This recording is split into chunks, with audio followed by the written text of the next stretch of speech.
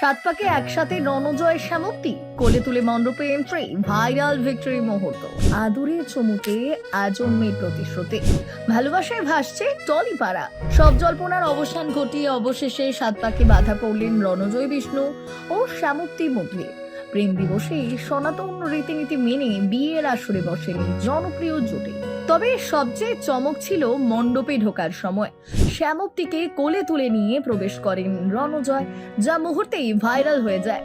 বিয়ের সাজে ধরা পড়ল খাঁটি বাঙালিয়ানা, ধুতি পাঞ্জাবিতে রাজকীয় লোকে রণজয়, আর লাল শাড়ি, চন্দন আর সোলার মুকুটে অপরূপার শ্যামক্তি। বিয়ের শেষে সকলের সামনে নববধূর কপালে আলতো চুমু এঁকে দেন রণজয়। সেই মুহূর্তই যেন ভালোবাসার সেরা প্রকাশ। দীর্ঘদিনের সম্পর্কের পর অবশেষে একসঙ্গে নতুন পথ চলা শুরু করলেন তারা। সোশ্যাল মিডিয়ায় ইতিমধ্যেই নবদম্পতিকে শুভেচ্ছায় ভরিয়ে দিয়েছেন অনুরাগীরা।